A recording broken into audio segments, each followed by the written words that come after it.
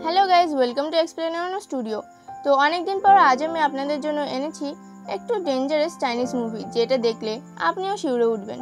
তো বন্ধুরা, শুরুতেই আমরা দেখতে পাই কিছু লোক মিলে একটি ভয়ানক সাপ শিকার করে এবং তাদের ল্যাবে এনে ডাইনোসরের সাথে লড়াই করতে ছেড়ে দেয় এবং তাদের সাথে তুমুল লড়াই হয়। বেশ কয়েকবার ডাইনোসর হেরে যায়, কিন্তু কি অদ্ভুত ব্যাপার দেখুন, ডাইনোসর যতবার হেরে যায় তার যেন তত শক্তি বৃদ্ধি পায়। সে বারবার হেরে গিয়ে মরার অ্যাক্টিং করে। শেষের বার সাপটি ডাইনোসরকে পেঁচিয়ে ধরে অ্যাটাক করার পর সবাই ভাবে ডাইনোসর এবার সত্যিই মরে গেছে। তাই সাপটি যেন জিতে যাওয়ার আনন্দে হুঙ্কার দিয়ে চলে যেতে থাকে। যাবার সময় আবার পেছনে তাকিয়ে দেখে সেই ডাইনোসরের ভয়ঙ্কর রূপ। জিভের সাহায্যে সাপটিকে টেনে নেয় এবং মেরে ফেলে। সেটা দেখে ল্যাবের সবাই ডাইনোসরকে নিয়ে রিসার্চের কথা আলোচনা করতে থাকে। হঠাৎই দেখতে পায় ডাইনোসরটি তাদের সামনে এসে হাজির। এরপর সবাই ভয়ে ছুটে বেড়াতে থাকে। এদিকে ডাইনোসরও একটা একটা করে শিকার করতে থাকে। এরপর তিনজনে মিলে জিমের ভেতরে ঢোকে। সেখানেও পৌঁছে যায় ওই ডাইনোসরটি। একটি ছেলে গান শুনে রান করছিল, তো ডাইনোসর তখন এই দিকে ঘুরে যায়। সেটা দেখে একটি ছেলে ডাইনোসরকে মারতে যায়। তাতে আরো বেশি রেগে যায় ডাইনোসরটি এবং তার মাথায় একটি বড় বালতি ঢুকিয়ে দেয় ছেলেটি, আর সেখান থেকে সবাই পালিয়ে যায়। তখনই সেখানে আরেকটি লোক আসে আর সে ভয়ে হামাগুড়ি দিয়ে যেতে থাকে।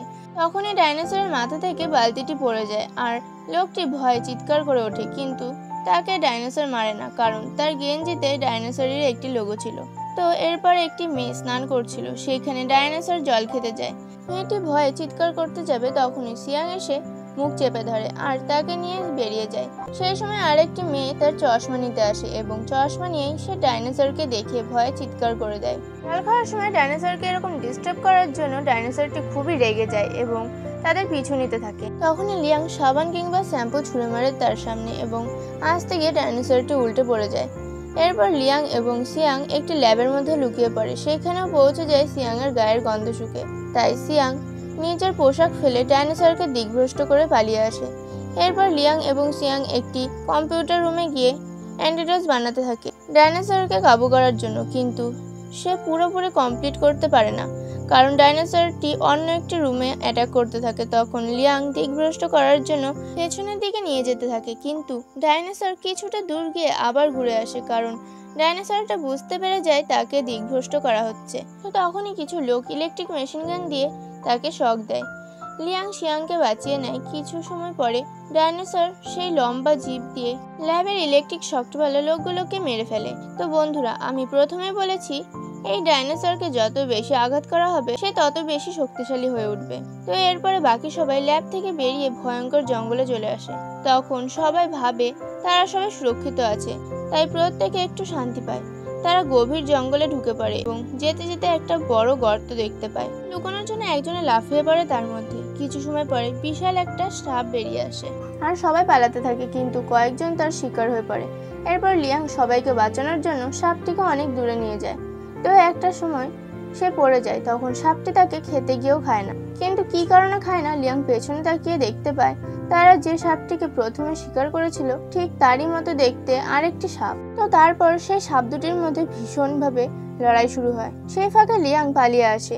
তো রাত নামলে শয়তান সায়েন্টিস্ট সবাইকে ধরে এনে বেঁধে রাখে আর বলে, তোমাদের মধ্যে এমন কেউ আছে যে কিনা ডাইনোসরকে ধরে বন্দি করতে পারবে? যদি না পারে তাহলে প্রত্যেককে ডাইনোসরের শিকার হতে হবে। সে কথা শুনে লিয়াং বলে, আমি যাব। এরপর লুসিও সিদ্ধান্ত নেয় সে লিয়াং এর সঙ্গে যাবে। এরপর সায়েন্টিস্টের কথা মতো তারা বেরিয়ে পড়ে। লিয়াং চালাকি করে লুসির গলা জড়িয়ে ধরে এবং একটি ক্রেনের চাবি দিয়ে দেয়।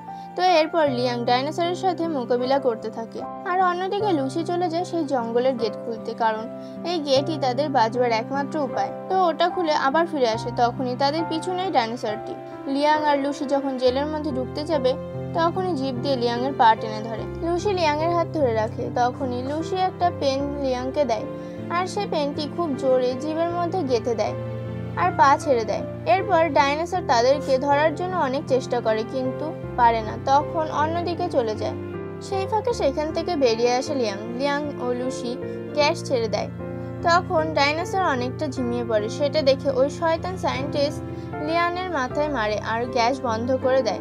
ডক্টর ভেবেছিল তাকে হয়তো মারবে না, কিন্তু ডাইনোসরের কাছে সেও ছাড় পায়নি।